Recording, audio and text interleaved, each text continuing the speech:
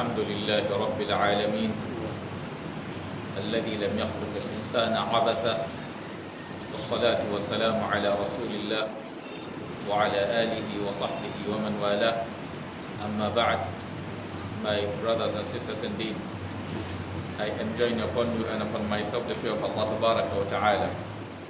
Allah Tabaraka wa Ta'ala says in a verse of the Quran that وَمَنْ يَتَّقِ اللَّهَ يَجْعَلْ لَهُ مَخْرَجًا. Whoever is conscious of Allah Tabaraka wa Ta'ala, He shows him way out. وَيَرْزُقُهُ مِنْ حَيْثُ لَا يَحْتَسِبُ, and also enriches him through means he never expected. In today's khutbah, we will be reminding ourselves of some of the teachings of hadith of the Messenger sallallahu alaihi wasallam transmitted by Imam Muslim.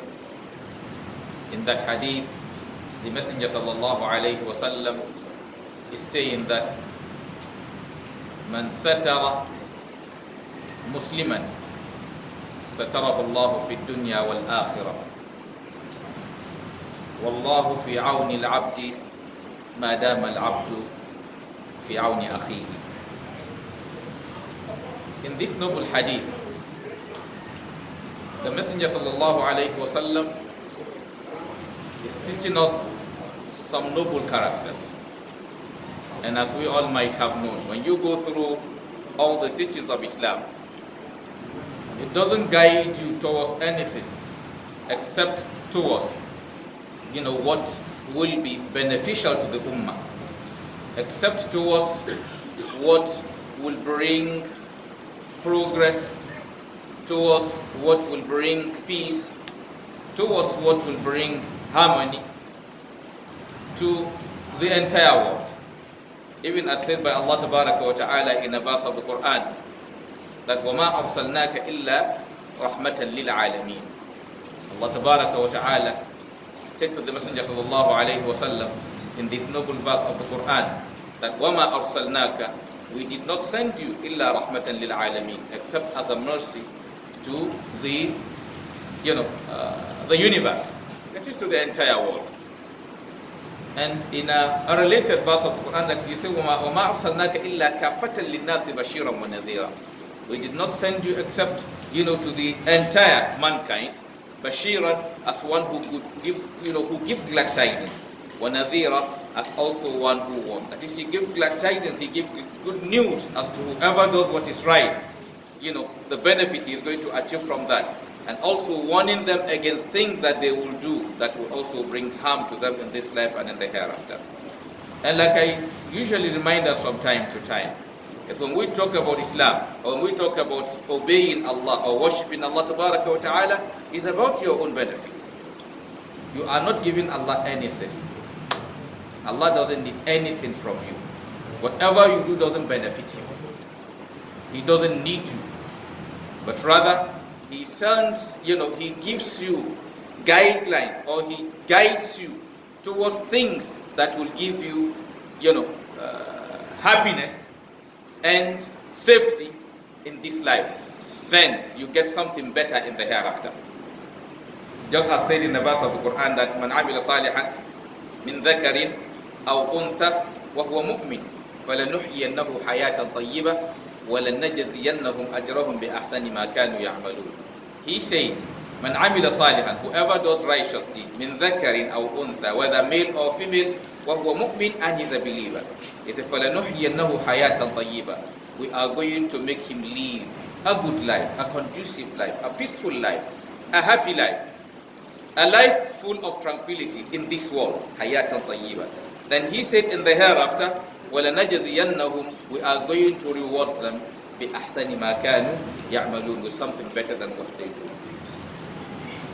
So virtually, when we look at, virtually all the injunctions of Allah Tabaraka wa Ta'ala in the Quran, or all the guidance of the Messenger sallallahu alaihi wasallam in his teachings, in his sayings, are things that will help us, are things that will benefit us, are things that will make the world a better place for all of us. Like in this hadith, he is saying that whoever conceals man satara an muslimin, whoever conceals the shortcoming of his brother, that is his Muslim brother, Allah Tabaraka wa Ta'ala will conceal His own shortcoming in this world and in the hereafter. You see, He said what? In this world and in the hereafter. That means when you talk about the deen, it's not just about the hereafter, as most of us are thinking. The world comes first, because it is the one who entered this world, that walked in this world, or did something in this world that will get the benefit of that walk in the hereafter. The world is where you walk. Yes, you get the benefit of the walk here, and now you get the everlasting reward in the hereafter. You have the reward here is temporal. Yes, if you have a peaceful life in this world, the peace, everything in this world is temporal. If you have peace here, the peace is temporal. If you have life here, the life is temporal. If you suffer here, the suffering is temporal. You have power here, the power is temporal. You don't have power, still that state is temporal. Then after enjoying whichever one you enjoy it in this world temporarily, then you now get, the everlasting one in the hereafter. So here the Prophet is telling us that whoever conceals the shortcomings of his brother, that is a Muslim, or his brother in this world and in the hereafter, Allah will conceal his own shortcomings in this world and in the hereafter. I want to link this hadith to the way virtually, except few, guided by Allah, how most of us treat our brother's shortcomings. Today you discover that most of those around you, what they are searching for is your shortcomings, your faults. They are happy discussing it more than discussing the good side of you. Today you go to the social media, yes, you see somebody discussing the marital problem that happened between someone and his wife, or a wife publicizing the misunderstanding of the problem between his wife and himself, or between herself and her husband. So everything has benefit. Sometimes when people abuse things, then that is going to one extreme, then it makes others too to go to another extreme. It's just like the case of Boko Haram. Yes, some people go too far when they talk about education. That is, they are not distinguishing education from immorality. It makes some people to wake up one day and say education is what? Haram. Some went to one extreme, just the way you see us fighting about hijab. Yes, what is the connection between hijab and what? Education. In some communities, to them, dressing decently is important to them. So allow them to dress in a decent way that they want, and allow them to study. But you see, because someone couldn't connect the two, he feels that, because you are going to school, okay, you have to dress like this. Even if it goes against your own, tradition, or even if it goes against your religion, or even it goes against your own moral standard, then it makes some to now wake up and take advantage of those mistakes from those ones, and now come to say what? Education is what? Haram. Instead of them focusing on some of the little mistakes and correct them. So today also, you discover that most of us are abusing social media. You see that every mistake, what happens on the social media? Wife, husband discussing their problem on social media. There is no single human being, like I do say to us, there is no single human being on the surface of the earth that does not have his shortcomings. It doesn't exist. Anybody who tells you he is perfect, he is a devil. Yes, because that's what affected Shaitan. Anyone anyone who Allah said to you in the Quran that فَلَا تُزَكُّوا إِيش وَلَا تُزَكُّوا أَنفُسَكُمْ, do not attribute purity to yourself. لَا تُزَكُّوا أَنفُسَكُمْ, do not attribute purity to yourselves. He said, هُوَ أَعْلَمُ بِمَنِ اتَّقَى, he is the one who knows, who is what? Piety. So anyone who can stand and face you and hold 100%, he is what? Guaranteed Jannah. Tell him he doesn't know where he is going. Tell him he doesn't know where he's going. If he says he's doing righteous deed, tell him his work cannot pay for Jannah. No matter what you do, your work cannot pay for Jannah. Jannah is more than your work. Because Allah is not someone who pays you when you do good exactly what you do. He gives you more. So if you are talking about you being eligible to it, eligibility in terms of equivalence, you don't have that right. But yes, you do your own little effort, then he, out of his own mercy, he does what? He now accepts it from you. And like I do remind us from time to time, creatures of Allah are different. There are those he created 100%. Yes, those ones, they don't what? Make mistake. And that is not their own making. That is how they are being programmed by their maker, by Allah. So they did not make any effort to become that. He created them like that. If he wants us to be like that, we will be that and we can't do anything. But he did not understand we will be like that. He created us with a weakness and give us opportunity to make effort. That is why he rewards you to some extent based on what? Your action. On the area, he gives you that control. That is based on the level of percentage of control he gave you. Because like I do tell us, even in the area Allah gives us control, the level of control we have even in those areas are not the same. Somebody have more control than you. And that's why that person will be judged more than you. They say to whom much is given, much is what? Expected. If somebody is given good health, yes, he can move his hand as he likes, his legs as he likes. Everything okay. So when he observes Salah, there are guidelines pertaining to how you stand, how you sit. So when you break those rules, then you will be what? Marked for it. Somebody else is there because of his state, he cannot sit properly according to the guideline of Salah. Maybe his leg is paining him. So because something is wrong with his leg, based on test to him from Allah, then he will break the rule of sitting and his Salah will still be acceptable.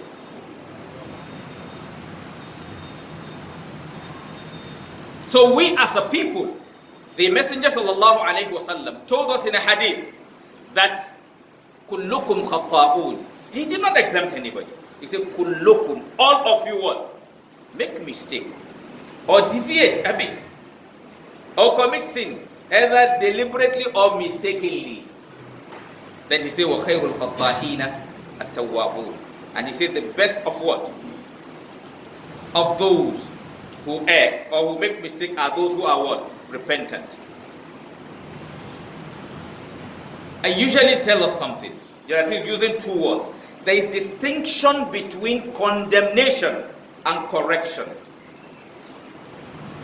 When you expose somebody, your intention will determine what that exposure is. If you expose somebody because you just want people to know the evil of that person, that is haram. Even if what you are saying is true. Somebody will say, okay, but what if what I'm saying is true?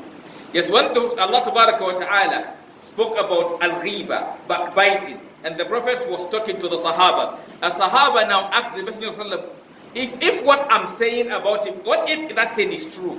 Then the Prophet said to him, إِن كَانَ فِيهِ مَا تَقُولُ فَقَدْ اغْتَبْتَ وَإِن لَمْ تَكُنْ فِيهِ مَا تَقُولُ فَقَدْ بَهَتَّ. He said to him, if what you are saying about him is true, you've backbited him. That is backbiting. When you say something negative about your brother which is true, which is not intended in changing him, I want us to get this. It is not intended in changing him, neither is it intended in protecting the ummah, then it is backbiting. Because you as a Muslim, you don't do things without thinking of a reason. إِنَّمَا الْأَعْمَالُ بِالنِّيَّاتِ. If your intention is for positive benefit, then it is good. Take for instance, if a child is doing something which is not right and you don't have a way of correcting that child, and you think the father can correct him and you speak to the father, your intention is not to expose the child. Your intention was to talk to the person who can guide him, to save him. But today you go on social media like I do see. You see that the social media, yes, it exposes us to the world. But unfortunately, though which is human nature, we are more inclined towards negative things than positive things. And that is why it's easier for people to copy negative things than copy positive things. Yes, like now it is time for Juma. Yes, the few minutes, maybe 10 minutes, 20 minutes, 30 minutes, 40 minutes, yes, everybody will be targeting the time the Iqamah will be made to come down. That is those who are serious about Salah. But now call a musician.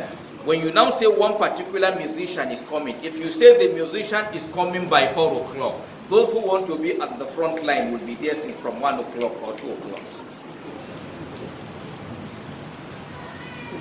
الشعراء يتبعهم الغاوون. Yes, that one. He will pay. This one you come free. You will pay. Still you will go first and you will be fighting. Some even struggling and suffocating. Yeah, the case of one, concert, in US sometime back. Yes, it's people suffocating because of the crowd. Maybe somebody who is going to finish jumping and beating drum. When you finish jumping and beating the drum, you cannot say this is the positive thing seriously, which is brought into your life. Yeah.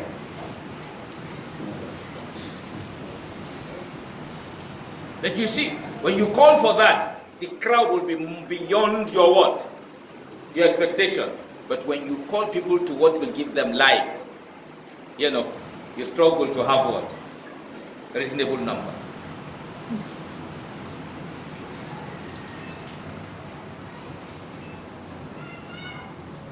So when people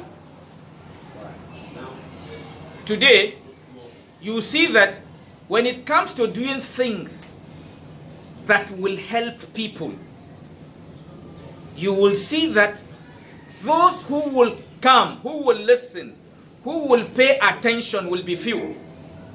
Like as you say, let's assume there's an accident on the road.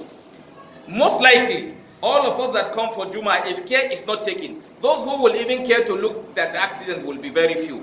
And those of us who are going to pay attention to the accident, most of those, that is those who will pick their phone to snap or to video, will be more than those who will come to help. Yes. It's like I said, social media made us what? Except few, like fools. When people are fighting, most of those there, what they are doing is videoing. If you ask them, why are you videoing? No reasonable answer. When he finished the video, he throw it on social media. Ask yourself, you as a Muslim, the Messenger ﷺ told you that you are not a believer until you like for your brother what you like for yourself. Will you be happy if something or misunderstanding happened between you and a friend or somebody on the road, and then you are fighting? Maybe they are blowing you, injuring you, and somebody is videoing and putting it on social media. Ask yourself that question. We can separate them. People will fight for 15, 20 minutes. People will just surround them, just video. Those who would intervene to separate them will not be there. وَإِنْ طَائِفَتَانِ, you as a Muslim, Allah gave you an injunction. He didn't ask you to video. He told you that وَإِنْ طَائِفَتَانِ مِنَ الْمُؤْمِنِينَ قَتَتَلُوا فَأَصْلِحُوا بَيْنَهُمَا. That's what Allah commanded you. He said when two believers are what? Fighting themselves, what do? He said reconcile between them. He guides you towards making effort at what? Separating them, quenching the fight. I'm not saying social media is bad. Social media is good, but most of us are using it what? Negatively. It's just like looking for money is good, but today most of us are looking for money negatively, and that is why all of us are suffering.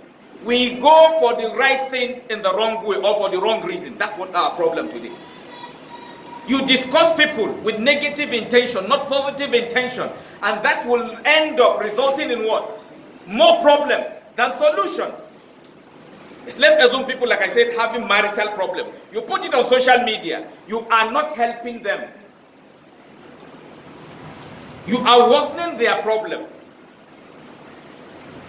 Or a mistake is done by your friend or done by somebody. Because today, in most cases, when negative things are said about you or done to you, in most cases except few, there is an insider. When somebody is kidnapped, in most cases, when you check, there's an insider. The last one, last kidnapping, the school girl. By who? By her school preparator. Elsewhere, not in the school. But you see, it's someone who have what? Information about her. Someone in whose hand she's been entrusted to.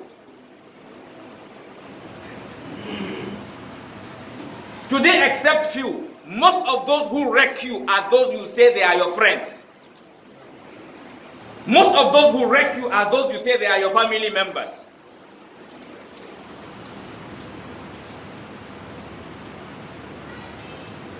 But today you occupy a position. Those who will say you are stingy are those whom you think are what? Your friend. You will say they were stingy because they feel as your friend, you become governor, or you become commissioner, or you become this, you're supposed to give us this.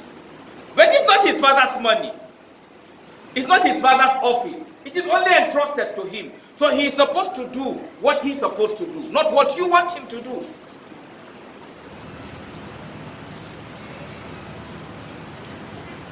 Today we derive pleasure from exposing ourselves. But I want you to understand something. If you think anyone has something negative to bring into the public, you also have. Nobody doesn't have.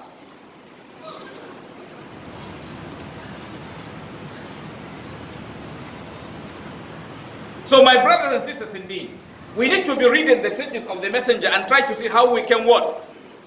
Practicalize, live by it. Don't, think of exposing others.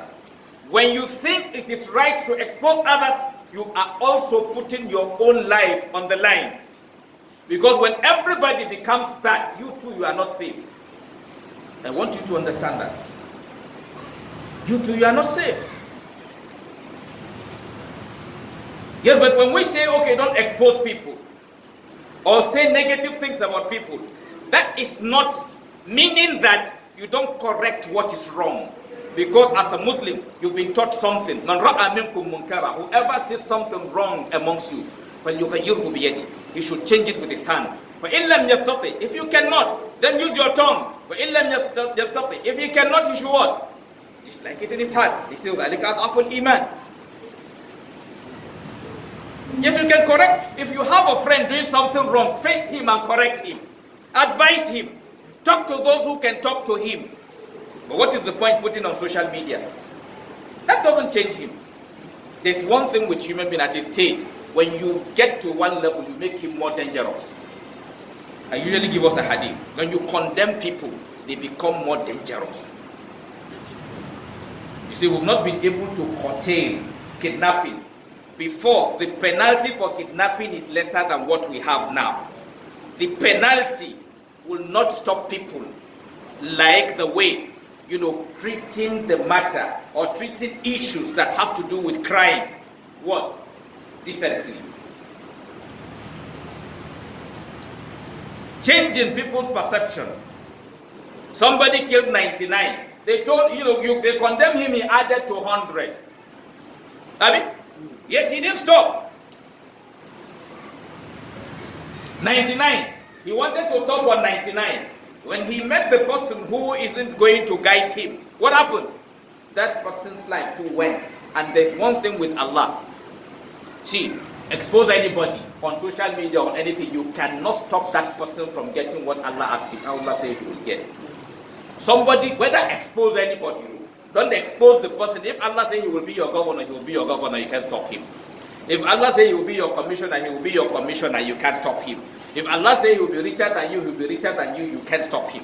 Because at the end of the day, we have a kind of life, that kind of exposure makes people to get to a level whereby they begin to feel those attitudes are the norms. That's the consequence. Some things, when there are things people avoid, then discuss so much in public. Those things, when you mention it, there is a way people feel. It looks awkward. It looks abnormal to them because it is not something you expect to see in the normal society. But today, because it looks like normal, everybody have just gotten used to it. Yeah, it's just like when you come in a society where most ladies dress decently, you will discover that when you see responsible men, when they see indecent ladies, they will turn with indecent dress, they will turn. Right? Mostly now when we see, what do? You feel normal. You don't turn.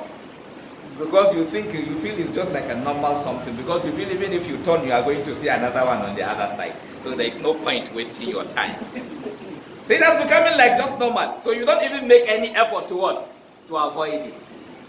That's the consequence. That's how evil it is also. So my brothers and sisters, indeed, I'm not saying, like I said, that don't correct wrong. It is a mandatory thing upon any Muslim. When you see something wrong, to try as much as you can to what? To change it. Within your power. Don't go beyond your power. Don't do it with intention of disgracing somebody. Because disgracing somebody individually is not in your own hand. There are some things you must understand. Okay, fine. When somebody commits certain crime, even if that person deserves to be eliminated or to be executed, it is not me and you that is asked to what? To execute the person.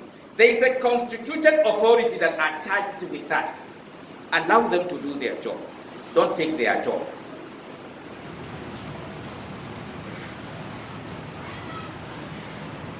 So my brothers and sisters, indeed, we need to change our thinking. Always think about Allah when you do things. Ask yourself, what is the benefit? Don't derive pleasure from discussing wrong things about others. When you see your brother on the path of hell, as a Muslim, you should feel pain. Because your goal is to pull him to where you are going.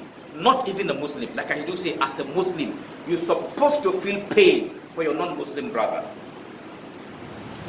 That's how the Prophet ﷺ was able to change the Sahabas. Today you will mention Hamza, you mention Khalid bin Walid, you mention other Sahabas, you say radiallahu anhum. Don't forget, those people were people who fought the Prophet at a point. They were people who supported atrocity at a point. There were people who were happy doing some things we are fighting now and comfortable. Normal. Take alcohol as they like. Just a normal thing. Kill human being, normal. Today you mentioned Umar radiallahu anhu. Umar radiallahu anhu buried his daughter alive as a kafir. But cried for that as a mu'min. That's what we want in our society. Not building a society that derives pleasure from what? Committing atrocities. Because our lifestyle, that's what it is bringing. It doesn't change things. It changes it towards what? The negative side. It tilts towards negative, not towards positive. Because your goal, you also discussing that person is evil.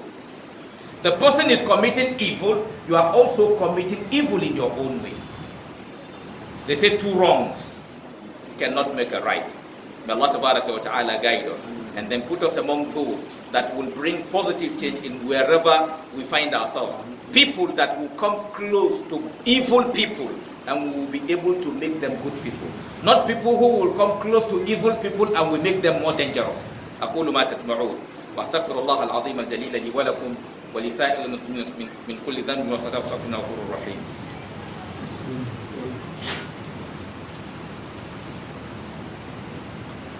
الحمد لله رب العالمين والصلاة والسلام على رسول الله وعلى آله وصحبه ومن والاه أما بعد عباد الله أوصيكم ونفسي بتقوى الله عز وجل.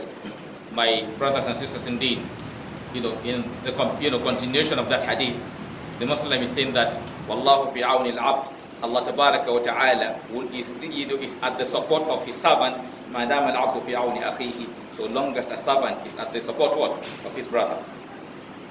So we need to work towards helping ourselves. You can render good people help by protecting them, by encouraging them to continue on the good things they are doing, and you can also help the bad person by what? Discouraging him from the evil he is doing. By trying to change him, by trying to make him a better person. That is the only way we can have good life. And I want us to understand something. Your life is connected to someone else's life, and someone else's life is connected to your own. Few minutes back, I was coming from somewhere, trying to enter into our premises. These are our neighbors, may Allah bless them, the hotel. Vehicles go in there, queued beyond our gate. So we were waiting for them to access their place before we can enter our place. Then I now said to the person that is beside me driving the vehicle, I say, yes, that is one thing about neighborhood. Now we may be feeling that they are what? Inconveniencing us. And when it is going to be Jumu'ah time, we are going to inconvenience them. So, that's how life is. It's give and take. Is if you can bear your brother, then don't expect your brother to bear you. Because people coming for the Jumu'ah service are not coming for their own business. They are coming for what? For their ibadah. So your own ibadah is inconveniencing them. So their own business is also what? Inconveniencing you. So if you want them to bear with you, what do? You also bear with them. That is life. Yes, as a Muslim, you are inconveniencing a kafir, and a kafir is inconveniencing you. Yes. That's how the life is. So sometimes your children inconvenience you, and you as a father, you inconvenience them. We have to sacrifice for ourselves. Yes, we know the behavior of the bad ones is affecting us.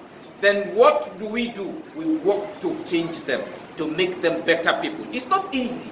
They say nothing good comes easy. Their presence is giving you opportunity to buy Jannah, and you don't want to buy the Jannah. That's one thing some of us are not thinking. If they are not there, you can get one level of Jannah. The Muslim says in a hadith that for Allah to guide someone, one person, through you, he says what? خَيْرٌ لَكَ مِنْ حُمْرِ النِّعَمِ. It's better than what? Piles of what? Of what? Of wealth. So as you wake up, ask yourself, how many people have you guided? Like I do say to us, most of us, we are good in complaining. Yes. Even the country, that's why things are not working. Because you feel somebody else supposed to repair things. You don't think you are responsible for anything. It's just like job. Everybody feels that when you graduate, somebody must give you what? A job. You don't think you're supposed to also create a job. Some of us go to have entrepreneurial what? Training in school. Who is an entrepreneur? It's not someone who creates job. You finish the training and you can't create job, and you are blaming somebody else. Every situation is an opportunity. The kind of government we have is an opportunity for those who can think in that direction. When you go to a better state, there are some things you cannot do because some things are available. When you go to a place whereby they have the best system of education, if the government schools are better, then these private schools will suffer. Because I cannot get a best thing at cheaper rate and I'll begin to go and pay for an exorbitant money. It doesn't make sense. It sounds stupid. But because of what? The challenges in the educational sector, in the ones controlled by government, that created job for some people to become school owners. Every situation has benefit. Because Allah made some difficulty in the time of Prophet Yusuf, 7 years famine, 7 years no food. Yeah, that is the food available not enough, and it is a scenario created by Allah. Yes, and Allah tests us. So that scenario made Prophet Yusuf somebody. That scenario made Prophet Yusuf somebody. If there is no one to figure out the solution, everybody would have suffered, and everybody will begin to blame the king that time, not knowing that it is a collective fault. We wasted what we have, and that's why we are suffering at one time. That is in their own time. That's as though they wasted the 7 years. When they have excess, then they would have suffered for 7 years. There's nothing they can do. That they had somebody before the beginning of the wahala, they have thought a solution for them. The 7 years when they had excess, that is the solution for the 7 years they are going to have what? Low produce. So he saved for 7 years to solve 7 years. That made you to know Prophet Yusuf's story, alayhi salatu wasalam. That made his interpretation of the dream, isn't it? It was just a dream he interpreted. That made the interpretation of that dream a big deal. Sallallahu alayhi wa sallam. So may Allah tabaraka wa ta'ala, make us people who will, change our environment, solve the problem of our environment, not becoming part of the problem of our environment. ربنا آتنا في الدنيا حسنة وفي الآخرة حسنة وقنا عذاب النار اللهم يسر لنا أمورنا واستر عوراتنا وآمن روعاتنا وأخذنا وتوفى الصالحين عباد الله قوموا إلى صلاتكم يرحمكم الله.